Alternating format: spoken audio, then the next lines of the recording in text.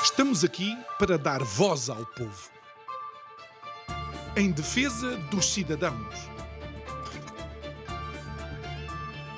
pela dignidade humana. Todos temos deveres, mas também todos temos direitos. Será que existe justiça? Isto é o povo a falar.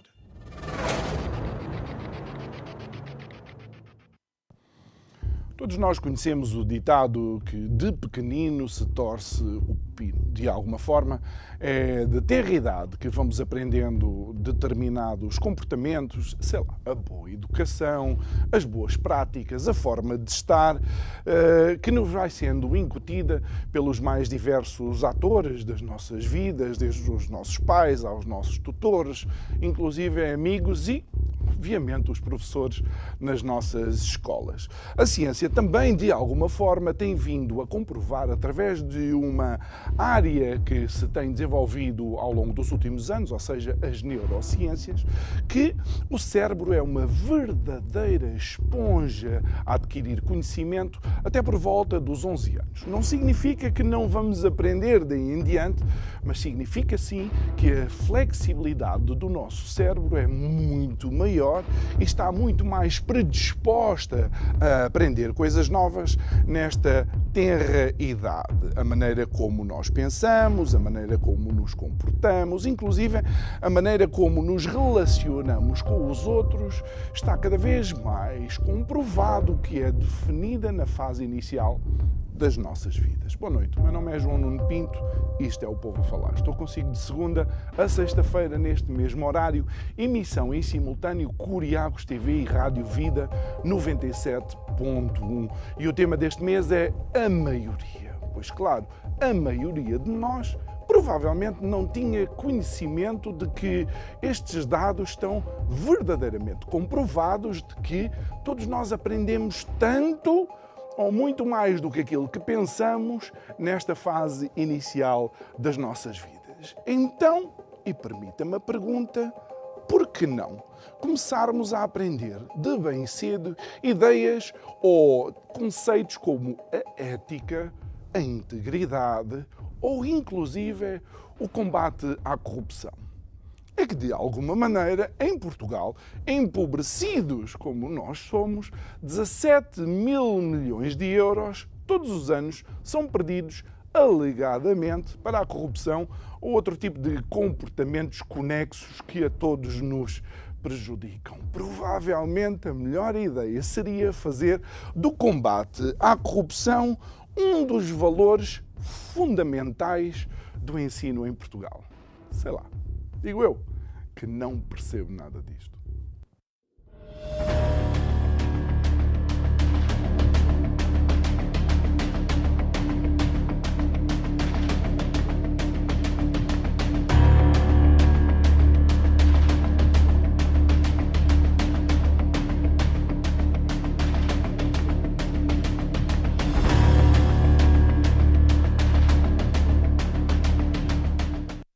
E antes de apresentar a nossa convidada de hoje, que estamos bastante entusiasmados por a receber, até porque é a primeira vez que vai conversar connosco, quero recordar-lhe a si que, para além do programa agora na Curiacos TV e na Rádio Vida 97.1, caso não consiga acompanhar um dos nossos convidados ou um dos nossos, e desculpa a palavra, episódios, tem também o formato podcast, pode ir à sua plataforma preferida, procurar Isto é o Povo a Falar, ir fazendo o download das nossas conversas, acompanhar sempre que necessário. Se quiser ver, já sabe, nós temos uma playlist no canal do YouTube da Curiacos TV, pode aceder e ver e rever o programa que mais lhe agradou, ou que então até dentro daquilo que é o seu a sua atividade profissional lhe possa interessar ouvir. Ora, tirando já todas estas informações da nossa frente, é com muito gosto que recebemos hoje aqui a Ângela Malheiro, é professora de História e Cultura das Artes, ou seja, duas disciplinas diferentes, no Colégio Sagrado Coração de Maria, é vice-presidente da Associação All for Integrity e também está a colaborar na rede de escolas anti-corrupção. Ângela, muito obrigado por estar aqui connosco, obrigado por nos prestar alguns minutos da sua, com certeza, muito atarefada vida diária para falar de algo que é recente, mas que de alguma forma está a conseguir motivar alunos, docentes e também escolas para esta temática que muitas vezes pais, professores e adultos pensam que é só para eles. Exatamente. Muito obrigada, antes de mais, pelo convite e, na verdade, tem sido, neste último ano, uma grande aventura implementar este projeto. Uma aventura muito boa, muito construtiva. Temos aprendido muito.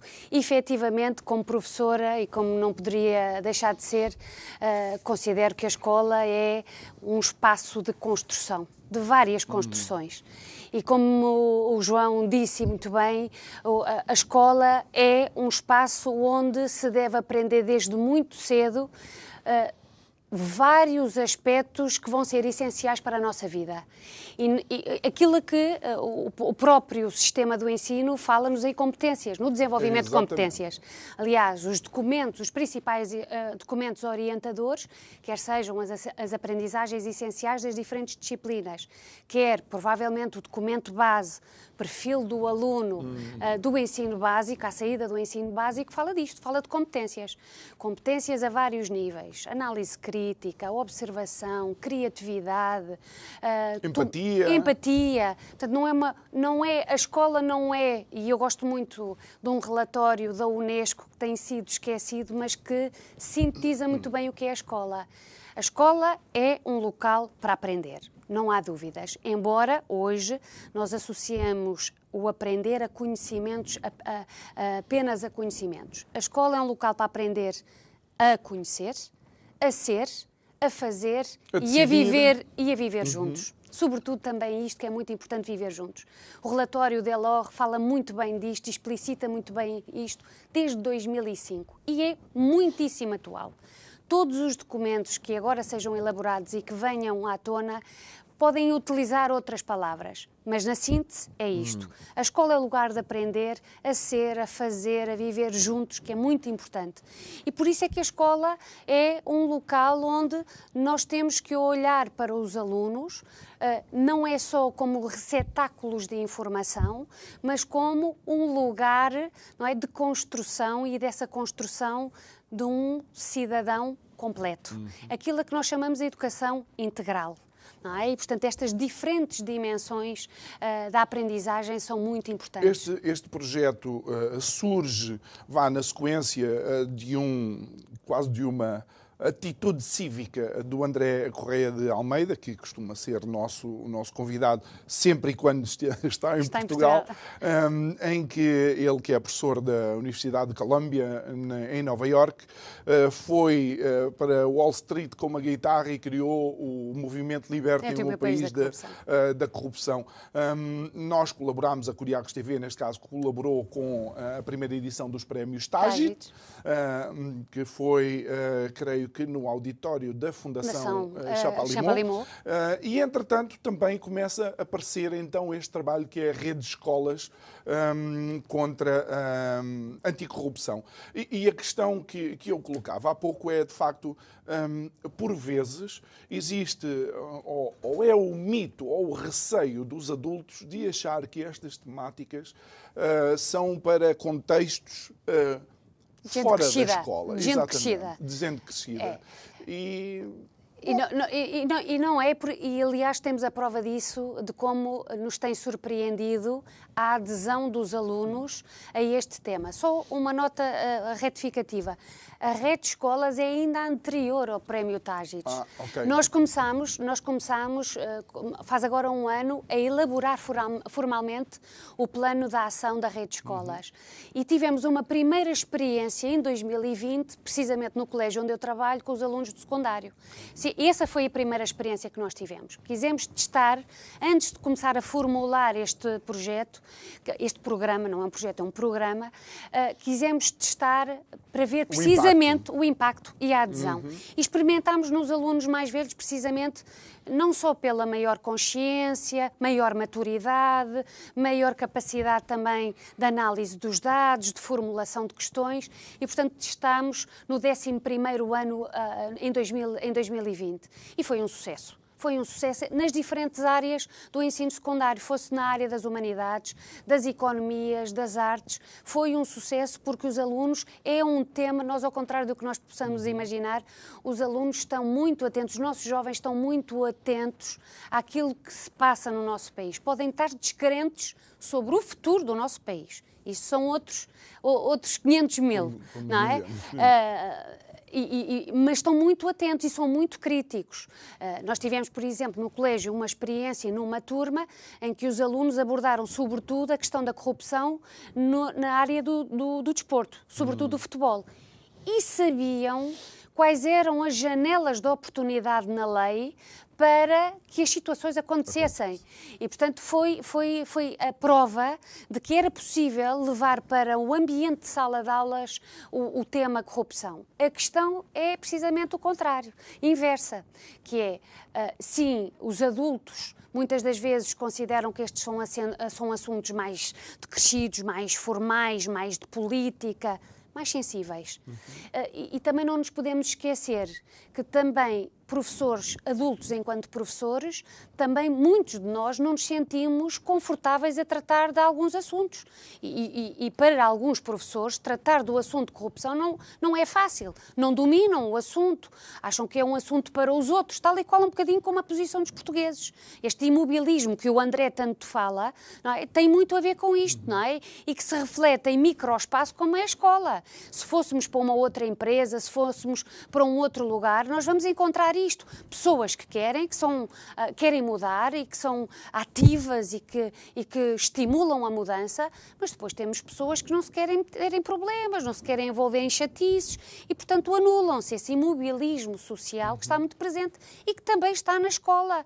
Porque, na verdade, as maiores resistências que nós encontramos enquanto associação, quando apresentamos este programa, as maiores resistências têm a ver precisamente com o tema e as maiores resistências não foram nos alunos, foram nos professores. Não é? A primeira conquista que nós tivemos que fazer foi a dos professores, foi a de desconstruir. Nós não queremos falar, não queremos levar o tema da corrupção para falar dos temas mediáticos, imediáticos. No fundo é quase para transferir conhecimento para os alunos de conceitos abstratos, mas que são conceitos que no fundo se aplicam em todas as áreas da nossa vida. Ética, integridade, governance ou boa governance, boas práticas, aplicam-se em todas as áreas. E alunos, cidadãos que tenham estes princípios, muito dificilmente entrarão em circuitos de corrupção. Exatamente. E é preciso fazer chegar a informação, levar este tema numa perspectiva, como dizem os documentos oficiais, de uma cidadania esclarecida e ativa. Nós não queremos levar o tema da corrupção numa perspectiva mediática. Os jornais farão, a imprensa fará esse trabalho. O que nós queremos é abordar o tema na sua amplitude e numa perspectiva positiva. Ou seja, quando se leva o tema de corrupção para a sala de aula, não é para fazer linchamento público. Isso já existe, não é disso que nós queremos falar. Queremos dar a conhecer números. Nós não podemos ter espírito crítico, não podemos propor alternativas se nós não soubermos, não conhecermos qual é a nossa realidade. E compará-la com outros, porque a nossa realidade pode ser melhor, mas pode ser substancialmente pior. E, portanto, temos que fazer chegar essa informação aos nossos jovens. Não é? A informação, o que é que representa a corrupção em Portugal? Até porque o interessante nisto é que vocês apresentam em módulos. Exatamente. Em etapas. Existem 3 etapas distintas. Exatamente. Porque, precisamente, uma das primeiras etapas que correspondeu mais ou menos ao primeiro período, primeiro semestre, nas escolas, era precisamente pôr em contacto os nossos jovens com os números, com a realidade.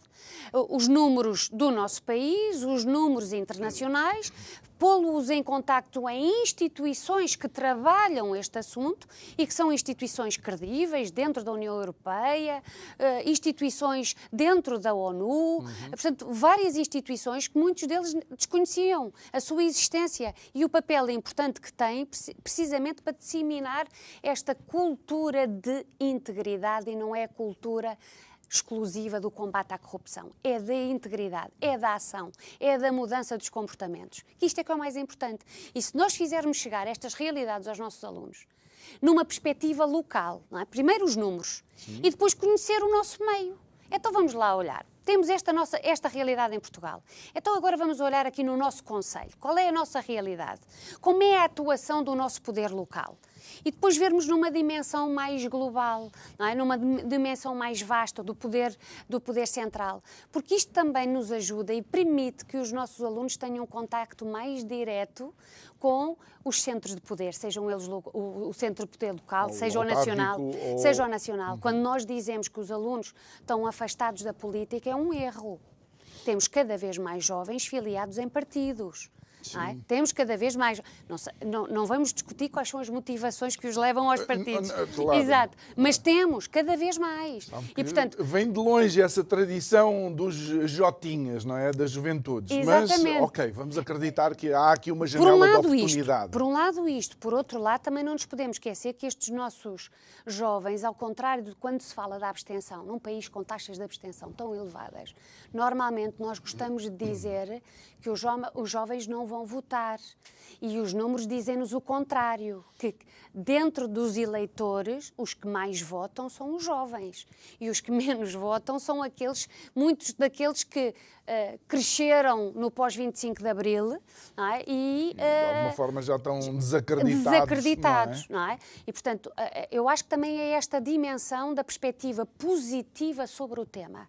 Ou seja, nós temos esta realidade, mas todos nós temos este dever cívico de estarmos atentos, de conhecer, de formular opiniões, de sermos críticos, de exigir um sistema melhor, de um sistema credível, íntegro e com esta perspectiva de melhoria, que não é melhoria de mim, da cidadã Ângela Malheiro, mas é esta noção que se tem perdido muito e que nós utilizamos muito, assim, um bocadinho de forma mais lírica, que é o bem comum. Não é? Este sentido verdadeiro e efetivo de bem comum. Nós estamos a trabalhar numa área que o objetivo é a construção do bem comum, é a melhoria do nosso país. Nós não estamos a querer beneficiar este ou aquele.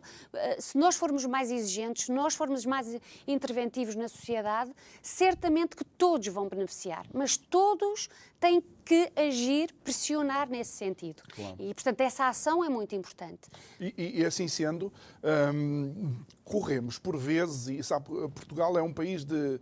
Como é que eu ia te explicar?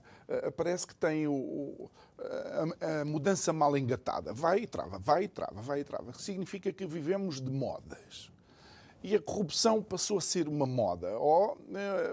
A palavra combate à corrupção está muito na linha da frente, juntamente com outra, que é a iliteracia.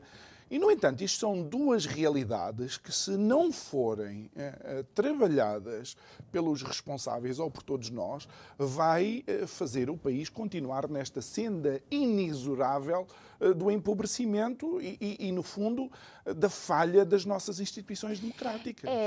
Sobretudo, e concordo contigo, Nuno, nós vivemos num país que época legislativa em época legislativa nós vivemos políticas autorais. E há setores da nossa sociedade em que isso é muito visível e a educação é um dos exemplos. Não é? Muda um governo, há sempre mudanças. Portanto, não há um compromisso intergovernamental para pensar a longo prazo. E, portanto, há áreas, a saúde é a mesma coisa, mas, sobretudo, são áreas mais sensíveis. A educação e a saúde são duas áreas onde as políticas autorais... Claro, e na realidade, quando nós olhamos para a transformação de uma sociedade, por exemplo, naquilo que pode ser o combate à corrupção ou a percepção dos comportamentos que evitam corrupção, a escola é o sítio ideal para começar a construir esses cidadãos, mas também é uma demonstração clara de que estamos a falar de ciclos muito para além dos 4 anos do legislativo. Exatamente, exatamente. E, acima de tudo, uma das coisas que nós temos que nos preocupar logo à partida, à cabeça, é precisamente desconstruir a palavra, o que é que significa corrupção. E o que é isso da corrupção? Não é? As diferentes dimensões da corrupção. A corrupção que está legislada, a corrupção que não está legislada e que acontece, que é o favor, não é? Que é a cunha. Não é? E nós vivemos coisa mais informal. Exatamente, que toda a gente se conhece, não é? Facilita aqui, eu conheço, tenho mais facilidade, puxo o papel para cima, não é? Aquela ideia da gaveta, puxar o papel para cima para resolver as coisas mais fáceis. Logo por início, levar os alunos a pensar o que é que nas suas vidas há de pequenos gestos de corrupção. E que eles nem sequer... E que eles não se dão conta.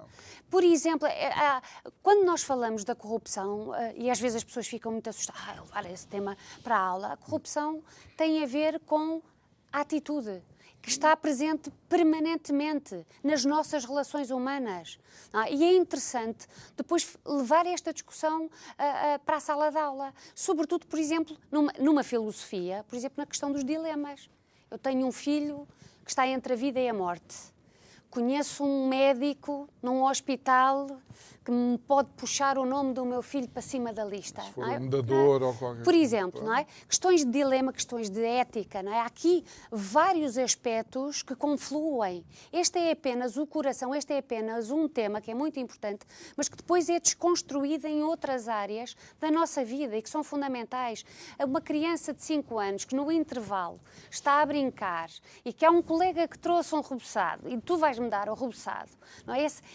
A pressão que se faz sobre o outro, a cedência, a questão do bullying, por exemplo. A questão do bullying. Porquê é que não há tantas denúncias? O medo de denunciar, o comportamento, o pactuar. Não é? Pensemos, por exemplo, na área da corrupção, esta questão das denúncias. Porquê é que nós não temos tantos denunciantes? Não é? Há a proteção do denunciante. Isto são temas que os nossos alunos abraçam na perfeição, porque são temas que os põem a pensar sobre aquilo que é a realidade circunstancial da vida deles. E, portanto, têm exemplos. E Ângela, eu sei que a escola onde tu lecionas já participa neste projeto, mas isto é um projeto que está disponível para todos os agrupamentos escolares. Exatamente. Não é? Nós em julho do ano passado, a 9 de julho, foi intencional a data, escolhemos o 9 por causa do 9... Internacional contra... de combate à corrupção. Eram 5 meses antes do dia, 5 meses antes do Dia Internacional de Combate contra a Corrupção, não é combate, é contra a corrupção, que é dia 9 de dezembro. E, portanto, nós enviámos a informação para todos os agrupamentos e todos os equipamentos que colaboram com as escolas. Por exemplo, bibliotecas municipais, associações de pais, associações de diretores de escolas. Portanto, nós enviámos informação com o nosso plano de ação, uma proposta que nós construímos numa perspectiva de ser uma proposta interdisciplinar, transdisciplinar e que consiga abarcar as diferentes realidades das escolas. E, portanto, isto é um programa, não é para a escola privada.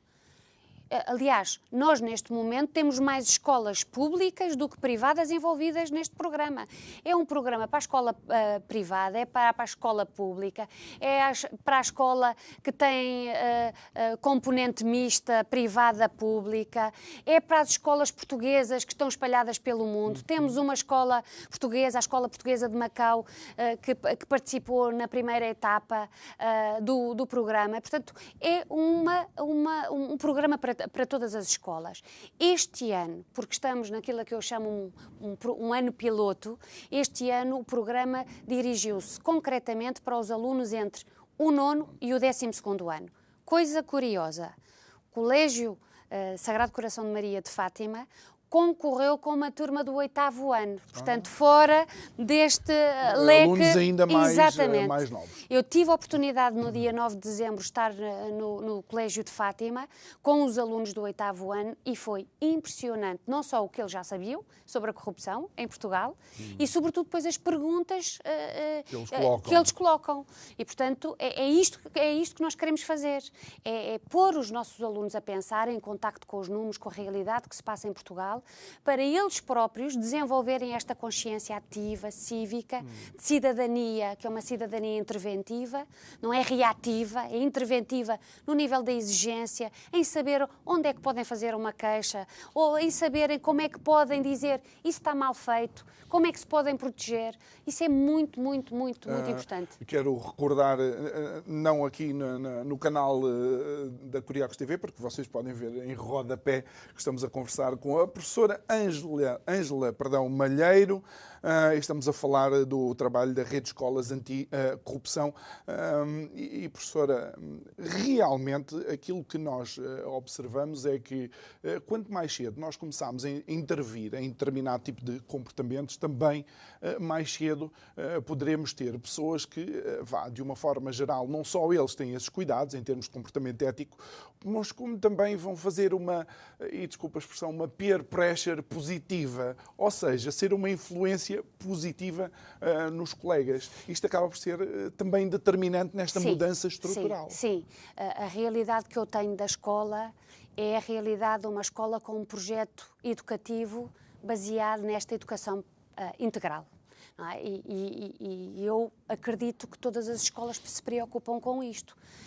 Claro que a realidade, por exemplo, de uma escola privada para uma escola pública, quando falamos de professores, é diferente. Não é? Há uma maior estabilidade e estabilização do corpo docente numa escola privada do que há numa escola pública.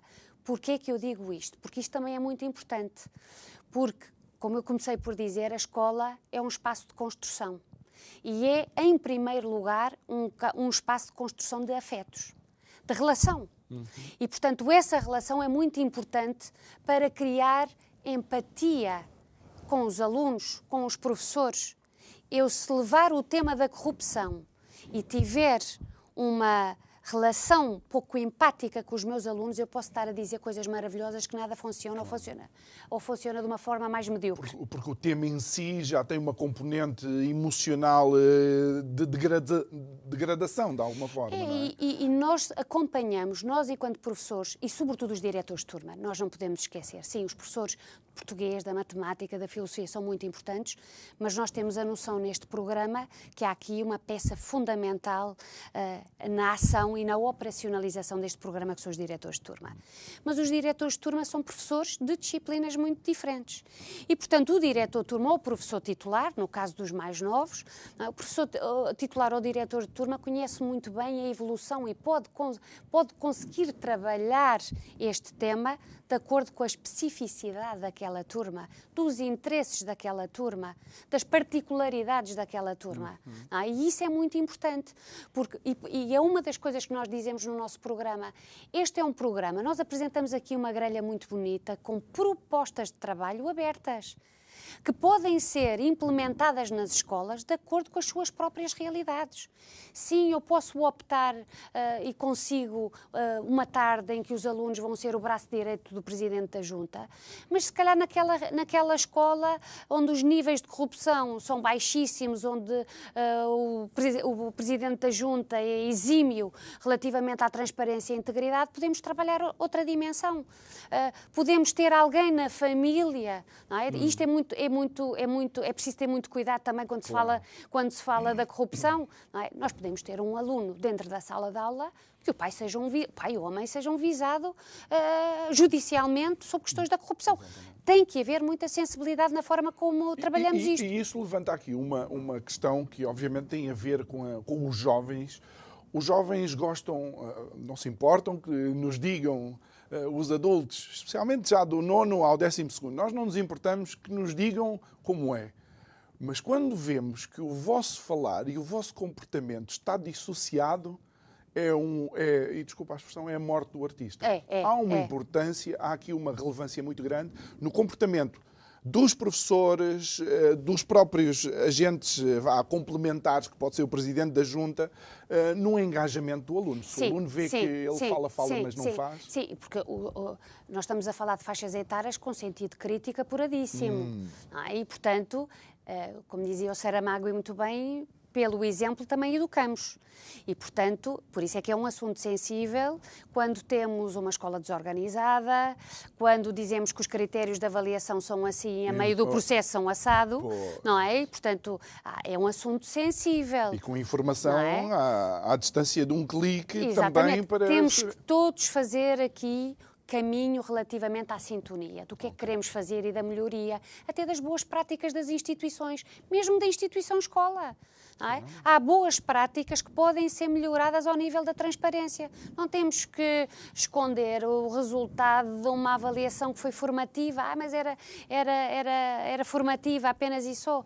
Não, quer dizer, e atenção que nos últimos anos tem-se feito caminho extraordinário nesta área da avaliação. Aliás, nos últimos anos tem sido uma das áreas privilegiadas pelo Ministério da Educação, a avaliação dos alunos, a avaliação dos professores, etc.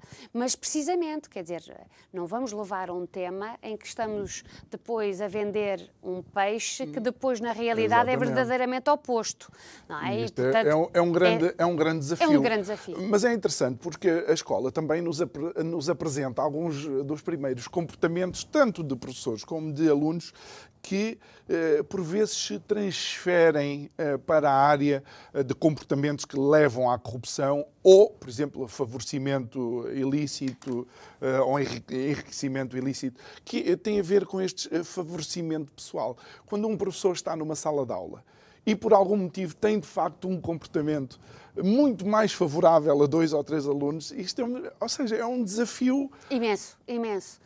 Aliás, há muitas escolas, agora com este trabalho do programa temos contactado com muitos projetos educativos das escolas. Posso dizer que as escolas da Madeira têm um manual de boas práticas onde os professores não podem aceitar qualquer tipo de presente. Por exemplo, no Natal, não é? Às vezes os pais ou o diretor de turma, por simpatia. E, portanto, precisamente tem muito a ver com isto. E, portanto, esta questão da escola, a escola é um local sensível. Claro. Porque ele é para ali que a sociedade tem os olhos postos. Até porque todos nós tivemos um colega nosso ou uma colega nossa de turma que sempre tinha um elogio para o professor. E nós sabíamos que o que ela queria era uma melhor nota. E ficava aquela sensação. Mas lá está, do comportamento cria-se uma percepção, mas que também, por vezes, não é a realidade. Exato, pois não, de todo. Mas esse exemplo que acabaste de dar é muito interessante porque é a partir da sala de aula que nós damos exemplos. Não é? Por exemplo, não é? Uma mãe que é professora, um pai que é professor e que tem o filho, que não é permitido por lei, não é? Por alguma razão e que tem o filho na sala de aula. Quais eram os constrangimentos que isto traria para os restantes dos colegas? Eu tenho uma experiência.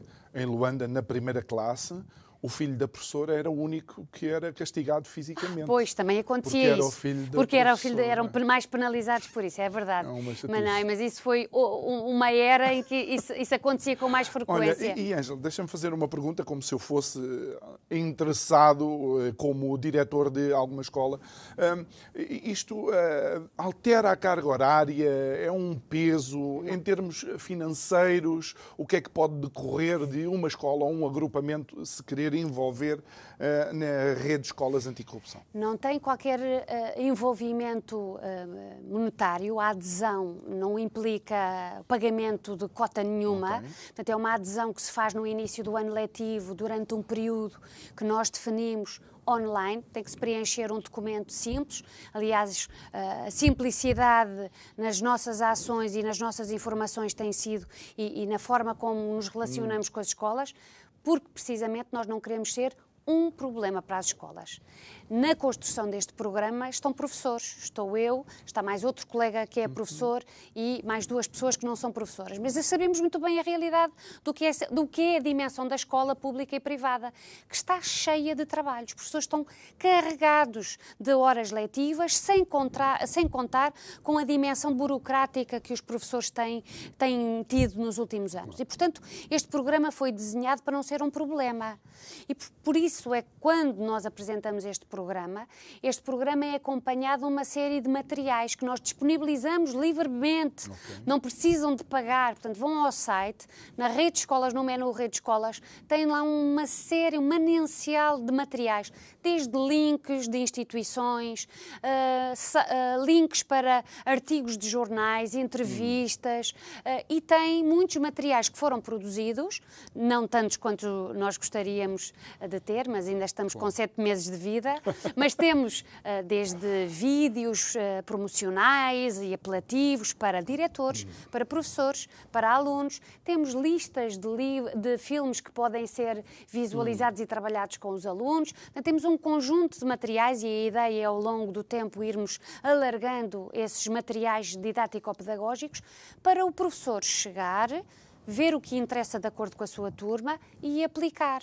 Claro que isso implica uma planificação prévia, como é óbvio, mas não é mais carga. Não. Eu sou diretora de turma, por exemplo. Dentro da minha formação para a cidadania, eu posso reservar uma vez por mês uma aula reservada a este tema. Sim, até porque o programa curricular já prevê espaços para O ideal, a maravilha das maravilhas, era nós conseguirmos, no mundo perfeito, e nós estamos a trabalhar nisso, era construirmos um programa Rede de Escolas onde o português entrasse, o inglês entrasse, a matemática, as artes. Elas entram aqui, mas entram aqui de acordo também com a própria realidade e a própria vontade dos professores. Okay. Nós temos esta certeza, eu tenho esta certeza. O programa Rede de Escolas, o plano de ação do programa Rede de Escolas, pode ser implementado em qualquer disciplina. Desde a música, desde o português, a matemática, em diferentes dimensões. A flexibilidade com que realmente... As competências que são trabalhadas nas diferentes disciplinas tocam a corrupção. Não tocam necessariamente e de forma direta o tema da corrupção. Mas se tivermos imaginação e criatividade, que também é importante na escola, vamos lá chegar. E que é uma das competências que querem desenvolver, ou que pelo menos no papel querem que o aluno tenha à saída do ensino obrigatório. Urge surpreender também os nossos alunos e nos nossos programas densos. Eu sou professora de História, portanto é fácil trabalhar este assunto, mesmo na Antiguidade Clássica. Não é? É de lá que vem! É pegar na Antiguidade Clássica, mas é surpreendente quando nós levamos este tema. Então estamos agora a falar dos gregos e agora vamos falar da corrupção e fazer este paralelismo, esta ponte. Porque ainda no outro dia, não sei quem é que eu recebi aqui, íamos falar de combate à corrupção e eu lembrei da história do Efialtes, que foi aquele que resolveu trair os 300 espartanos e abrir o caminho a que os persas pudessem entrar e chegar até Atenas sem ter que combater com aqueles 300 soldados. Por outro lado, há aqui um desafio, e que é um desafio político. Muitas vezes, E nós temos que assumir isto, talvez todos nós. Estes temas são bons quando toca aos outros. Mas quando toca o meu clube de futebol, quando toca o meu partido, quando toca a empresa onde eu trabalho, nós temos a tendência de diluir o impacto que a corrupção tem. Isto é também inflamar, um desafio. E inflamar, não é? Porque, então, sobretudo quando tocamos o assunto desporto e futebol, é mesmo muito sensível. Mas é interessante também ver o caminho que os nossos jovens fazem, dessa capacidade de começar a abstrair-se daquilo que são enquanto sócios, amantes daquele clube desportivo, e sair de si e estar numa posição de análise e ser crítico relativamente àquilo que acontece naquele clube que é o seu. Não é? E ser crítico, porque é como nós dizemos com os bons amigos, não é? Um bom amigo não diz sempre sim. Não é? Também é crítico, também chama a atenção. Não é? E, portanto, esta dimensão que é muito importante, porque também é construção de cidadania. Não é nós estarmos sempre a dizer que sim ou sempre a dizer que não e não querermos ver, termos assim, meter a cabeça dentro da areia e não querermos ver o que está à nossa frente. À nossa frente. E Ângela, crees que há uma banalização do tema corrupção? E vou dizer porquê. Porque nós estamos a assistir nas últimas semanas a pessoas que eram pessoas de responsabilidade na intervenção do combate à corrupção e que acabamos por encontrar, e a comunicação social vai trazendo alguns conflitos de interesses em relação a essa posição pública das pessoas. Percebo, não quero politizar nada. Claro, percebo. Mas pode ter duas leituras, não é? Uma leitura inflamada da corrupção, mas também pode ser um sinal de que estamos mais sensíveis ao problema da corrupção e ao combate à corrupção.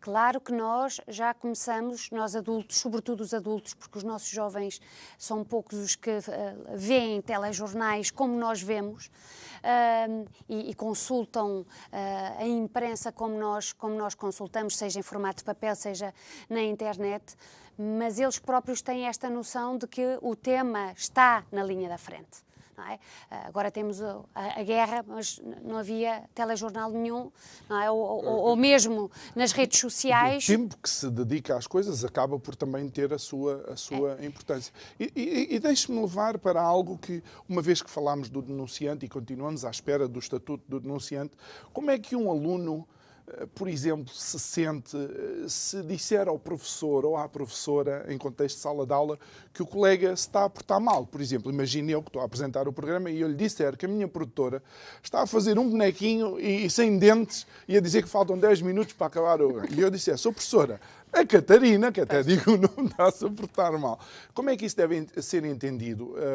Eu estou a queixar porque quero beneficiar-me ou, de facto, quero que exista um comportamento que seja um comportamento benéfico para todos? Entenda? Eu entendo, e é um problema. Na nossa sociedade, não é só na escola, é um problema. Porque nós temos uma matriz de mais de 40 anos de Estado Novo, de ditadura. E que nós, durante gerações e gerações, e as gerações dos meus pais, que nasceram, cresceram e viveram durante o Estado Novo, sempre me ensinaram a mim, Ângela Malheiro, que não se põe, não se aponta ao dedo, não se denuncia ninguém. Porque entre marido e mulher não se põe, exatamente, não se mete a colher. Exatamente. E, portanto, nós temos aqui uma tradição que tem que ser corrigida, melhorada. Não é? Nós tivemos aqui muitos anos e temos ainda uma matriz muito pesada de que o denunciante é o bufo. Não é? Está muito presente esta expressão ainda é muito forte na cabeça é uma cicatriz, a história tem muitas cicatrizes. E na escola também, não é? Sim, por inerência também até da própria educação. Não é? Por inerência, não se denuncia ninguém, não é? Isso é feio. Não é? Mas eu também tenho exemplos contrários, de que cada vez mais, perante uma situação de injustiça, há cada vez mais alunos que não sabem como é que o vão de fazer, que têm vontade de o fazer e que depois dão o passo para o fazer. E, sobretudo, porque o maior medo que as crianças e os jovens têm quando fazem uma denúncia é como a fazem. Se é numa situação de sala de aula perante os colegas e se o levam a sério, porque são crianças, porque são jovens. Não é? E, portanto, a formação para a cidadania é isto. Outra coisa que também, e agora já estou a fazer quase volta ao passado, um Back to the Future, por assim dizer, como o filme, ao contexto de sala de aula. A corrupção tem uma característica, é que beneficia muita gente. Imagina em sala de aula, se eu tiver uma cábula, aquela cábula não costuma ser só para mim, costuma ser para vários. Partilhada.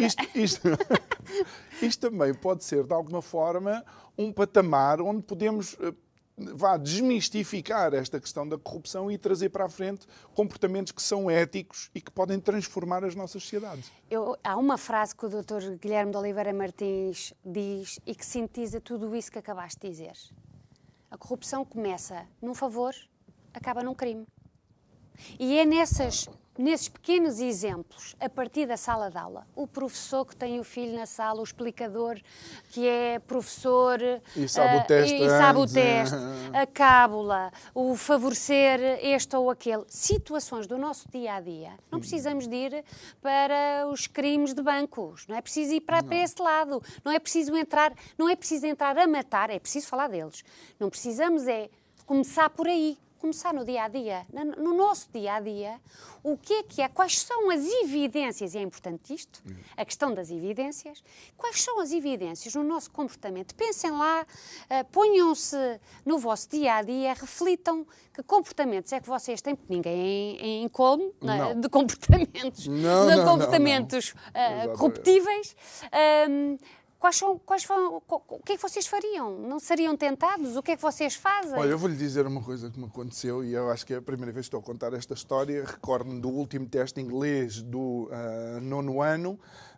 Eu ia fazer só para melhoria de nota, ou lá o que é, não me recordo.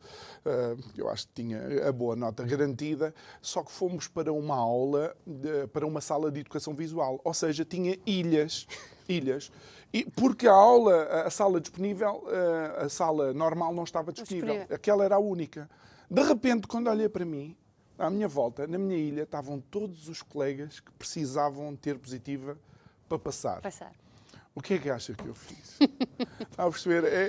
É difícil. Como é que se transmite, digamos, estas experiências aos alunos? É também um desafio. É um desafio. Para a própria associação, não é? É um desafio e volto a tocar nesta questão de que são as múltiplas questões que se cruzam e os múltiplos temas que se cruzam, nomeadamente as questões da ética. É tão importante a filosofia para crianças, não é? E, por exemplo, a filosofia para crianças em idades mais pequeninas, num futuro, quando nós aplicarmos o programa para idades de mais tenra idade, a filosofia para crianças... o cérebro é uma esponja ainda maior. Exatamente. A filosofia para crianças vai ser muito importante. Mas para os mais velhos, esta questão dos dilemas morais, que se trabalham tanto também na filosofia e noutras áreas, é fundamental. O dilema. Era aquele exemplo que eu há bocadinho dava do filho que está entre a vida e a morte, ou o dilema de ajudo ou sai penalizado numa situação limite. Mas isto aqui leva-nos, e agora, à medida que vamos conversando, vão surgindo, aliás, já não falta muito tempo, mas vão surgindo as ideias. Ângela, o papel dos reguladores. A professora tinha que ter olhado para aquela ilha e tinha que ter dito há qualquer coisa ali que não está bem. Mas a corrupção não é um problema dos outros. A corrupção também é um problema nosso. E quando nós olhamos para o tema da corrupção ou um outro qualquer tema, como sendo uma coisa dos outros lá longe, a guerra é lá da Ucrânia, não. A guerra é nossa. Não é? E nós que estamos a viver estes tempos conturbados e impensáveis, que nós não julgaríamos que voltassem a acontecer. E, portanto, o problema não é deles. Claro. O problema é nosso. E não é nosso porque estamos a receber ucranianos. É nosso porque, em comunidade, em nome do bem comum, temos que pensar em soluções. Hoje é dia 16. É hoje que é dia 16, mas é que foi precisamente no dia de hoje, em 2003, que 4 presidentes, incluindo o primeiro-ministro português, disseram que iam invadir o Iraque porque havia armas de destruição maciça e não havia. Lá está. Quando é os outros, eles são, mas quando é os nossos, não, porque havia... É uma luta. Eu tive uma experiência há 15 dias com uma turma de 11º ano, com o tema da guerra na Ucrânia, precisamente à conta disto. Não é um problema dos outros, é um problema nosso. Nós temos que pensar em comunidade e em função do bem comum. Do bem comum não é do bem da comunidade só, mas é num bem comum numa perspectiva de comunicação, porque o diálogo e a partilha permitem construir um mundo novo. Ser exigentes connosco mesmo e depois então poder ser exigentes com os outros. Ângela, estamos praticamente nos últimos 2 minutos. Como é que um agrupamento escolar pode chegar até à rede de escolas anticorrupção? Muito fácil. O primeiro passo é aceder ao nosso site da Wall for Integrity.